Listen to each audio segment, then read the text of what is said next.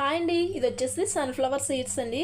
మనకి sunflower oil ఆడించుకోవడానికి మనం seeds అనేవి ఏ స్టేజ్లో కలెక్ట్ చేసుకోవాలి, మొక్కల కోసం అయితే మనం ఏ స్టేజ్లో కలెక్ట్ చేసుకోవాలో ఈ వీడియోలో అయితే చూపిస్తానండి.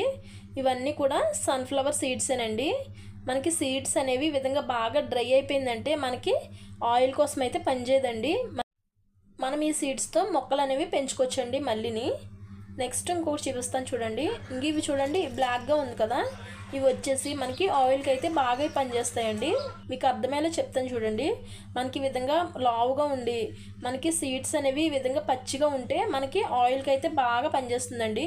ఈ విధంగా డ్రైగా అయిపోతే ఇవి మనం మళ్ళీ ప్లాంటింగ్ అనేది చేసుకోవచ్చండి, మొక్కలు అనేవి పెంచుకోవచ్చు. దీనివల్ల మనకి పచ్చిగా ఉన్నప్పుడు ఎలా ఐడెంటిఫై చేయాలంటే, ఈ విధంగా పచ్చిగా ఉన్నప్పుడు ఒక గింజ తీసి చూడండి, లోపల పప్పు ఉంటుందండి. చూడండి, ఈ విధంగా తెల్లగా పప్పులా ఉంది కదండి.